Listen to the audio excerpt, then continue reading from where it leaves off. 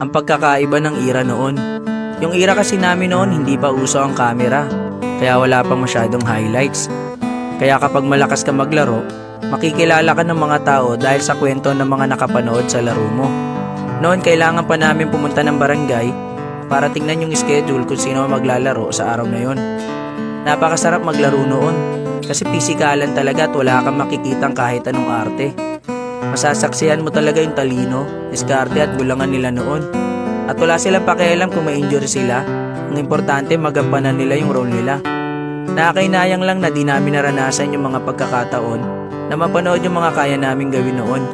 Pero ganun pa man, proud pa rin kami sa laro at galing na meron kami dati. At masasabi ko, kung naabutan mo lang yung era namin noon, sigurado akong mahihirapan ka.